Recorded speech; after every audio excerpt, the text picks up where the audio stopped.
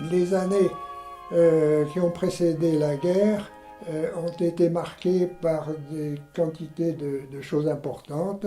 La montée du nazisme et du fascisme d'une façon générale.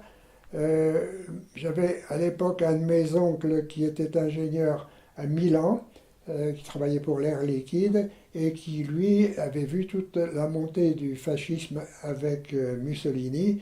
Et j'avais un autre oncle qui était professeur de droit et il faisait partie de la Société des Nations, c'est-à-dire l'ancêtre de l'ONU actuelle. Et mon père, qui faisait pas mal de politique, me renseignait sur tout ce qui se passait à cette époque-là. Je me souviens d'avoir vu des affiches du colonel de la Roque et des inscriptions un peu partout, Vive de la Roque. Et j'avais demandé à mon père qui était ce monsieur dont on parlait.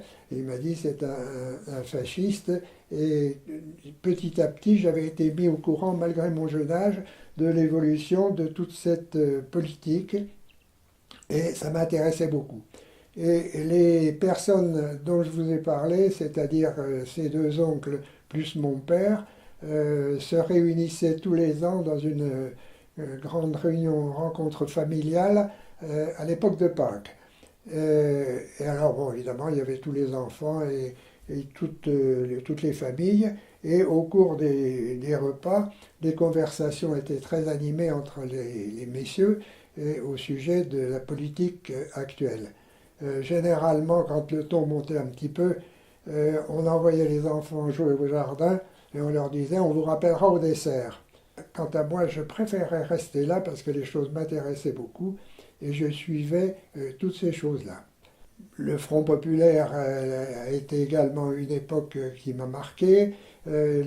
Toutes les manifestations de cagoulards également. Donc j'ai été nourri, si vous voulez, à toute cette politique donc de la période d'avant-guerre.